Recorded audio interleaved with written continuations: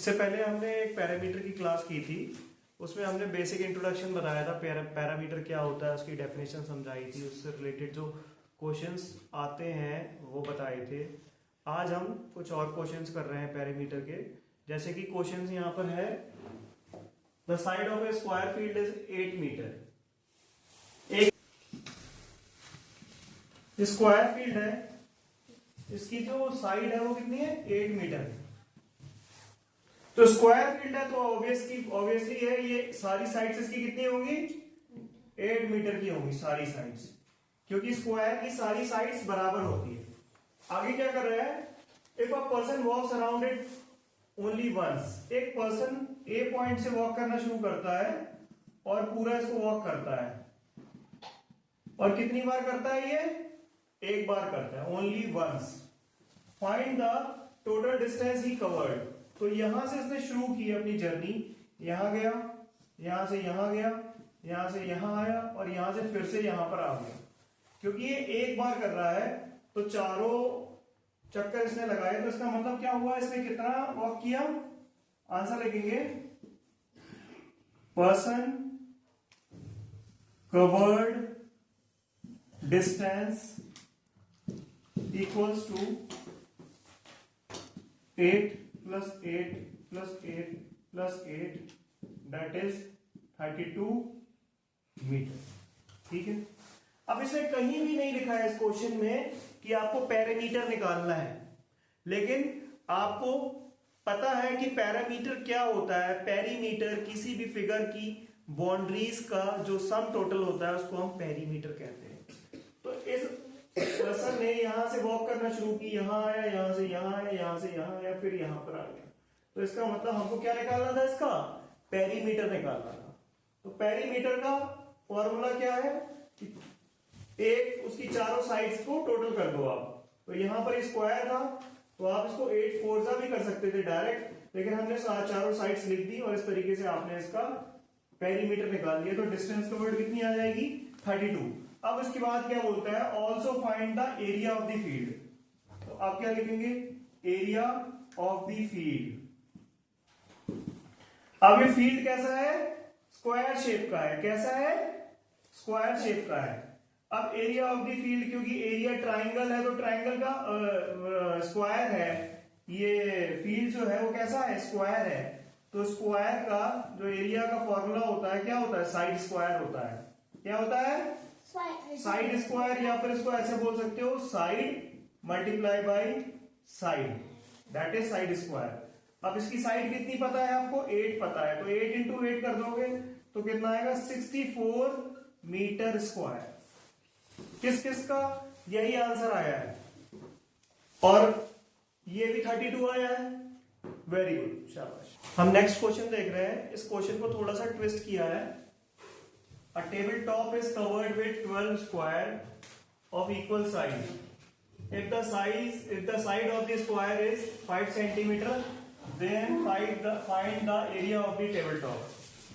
इस क्वेश्चन को करने के लिए हमने क्या किया, एक टेबल टॉप बना लिया। टेबल टॉप क्या होता है, टेबल के ऊपर दिखने वाला जो फेस होता है, जो टेबल दिखती है उसको बोलते हैं टेबल टॉप। उसकी लेग्स क्या है, वो लेग्स हैं, जो ऊपर है वो क्या है, टेबल टॉप। अब ये क्या कह रहा है, table top is covered with 12 equal size of square. ठीक है, एक टेबल टॉप लिया और इसमें ये इक्वल ही मान लो, थोड़ा सा मैं समझ रहा हूं ये एकदम इक्वल नहीं दिख रहे हैं, लेकिन आपको इमेजिन करना है ये सारे स्क्वायर्स एकदम इक्वल है। तो ये क्या बोल रहा है कि एक टेबल टॉप है जिसको कवर कर रखा है 12 इक्वल स्क्वायर्स ने। अब एक स्क्वायर ये रहा 1, अभी कितने स्क्वायर्स है, 2 3 4 5 6 7 8 9 10 11 और 12 हो गए स्क्वायर्स। क्वेश्चन भी यही कह रहा है, table top is covered with 12 squares of equal size. अब सेकंड बात इसमें क्या पता चल रही, स्क्वायर की जो साइड है वो कितनी है, 5 है 5। तो ये कितनी होगी, ये भी 5 होगी, ये कितनी है, ये भी 5 होगी, और इसकी साइड कितनी होगी, ये भी कितनी होगी, 5 होगी। तो सभी स्क्वायर्स की जो लेंथ निकल के आई इसकी वो कितनी हो गई, 20 हो गई। कितनी हो गई ये, 20 हो गई। अब इसकी यहां पर 5 है, ये भी 5 है और ये भी 5 है, तो ये कितनी हो गई? 15 हो गई। 15 हो गई। अब आपको क्या निकालना है? Then find the area of the table top. Area निकालेंगे तो ये इसकी लेंथ आ रही है 20, ये इसकी ब्रेड्थ आ रही है 15। जरा 15 और 20 को मल्टीप्लाई करो तो कितना आएगा? 300 सेंटीमीटर स्क्वायर। ठीक है, इस तरीके से हम इस क्वेश्चन को सॉल्व करेंगे। अगर हम टेबल टॉप को इस तरीके से लेते हैं कि हम स्क्वायर्स को इस तरीके से लगा देते अरेंजमेंट में, इस तरीके से ना लगा के ऐसा अरेंजमेंट करते 6 स्क्वायर्स ऊपर 6 स्क्वायर्स नीचे, तो अगर एक स्क्वायर की लेंथ यहाँ पर 5 है तो बाकी सारे स्क्वायर्स की लेंथ कितनी होती? 6 है यहाँ पर, तो कितनी होती? 30 होती। यहाँ पर 5 है, यहाँ पर 5 है, तो ये कितनी होती? 10, तो ये भी 10, 30 into 10 हो जाता है।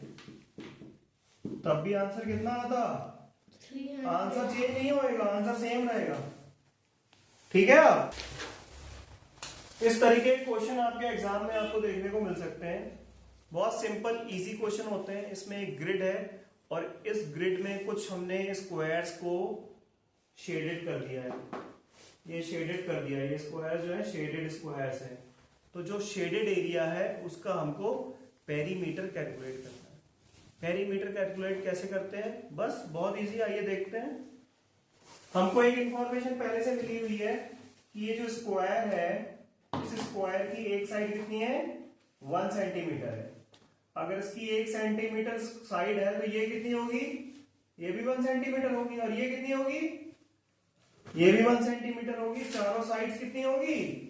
1 सेंटीमीटर। अब आपको करना क्या है, ध्यान से देखिए। ये जो शेडेड एरिया है, ये शेडेड एरिया का कैलकुलेट करना है पेरीमीटर। पेरीमीटर क्या होता है? बाउंड्री जो उसकी है उसको कैलकुलेट करना। ये इसकी बाउंड्री थी, मैं इसको पहले से शेड कर दे रहा हूं। इतना ही तो शेडेड एरिया है अपना।